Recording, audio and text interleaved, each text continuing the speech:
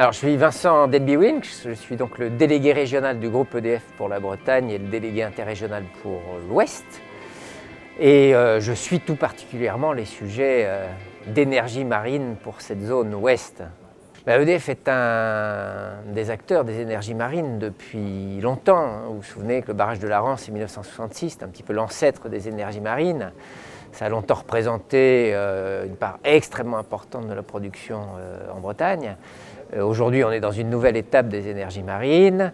EDF est toujours resté engagé dans cette aventure, y compris s'il y a eu un petit peu des creux entre 1966 et le début des années 2000, mais depuis le début des années 2000, nous sommes engagés à nouveau dans cette aventure des énergies marines. Et vous savez qu'en outre, nous avons lancé une ferme pilote à Paimpol-Bréhat, donc pas très loin de Brest, avec des technologies d'hydroliennes.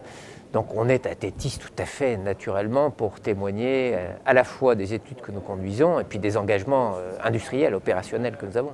Alors les actualités, eh bien, c'est de poursuivre le parc de Paimpol-Bréhat. Vous savez que nous avons en cours un examen attentif et approfondi de l'hydrolienne que nous avions déposée au fond de la rade de Brest à la suite d'un accident de treuil au mois de septembre. Donc les opérations sont reprises après un audit complet de la barge dédiée qui transporte cette machine.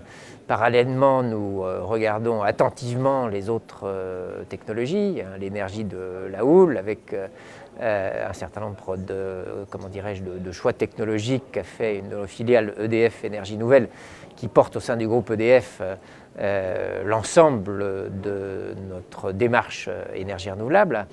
En outre, nous avons des actions de R&D qui sont assez soutenues. EDF, au travers de EDF R&D, est membre de France Énergie Marine, par exemple. Et puis on a tout ce volet ingénierie avec notre centre d'ingénierie hydraulique qui est présent ici aussi, comme la R&D et comme EDF-EN, pour accompagner en particulier un certain nombre de projets dans les départements d'outre-mer et en particulier des stations de pompage marine qui permettrait d'utiliser des hauteurs de falaise pour turbiner avec de l'eau de mer. Donc vous voyez qu'on est très engagé dans cette aventure dont Tétis est un des grands rendez-vous.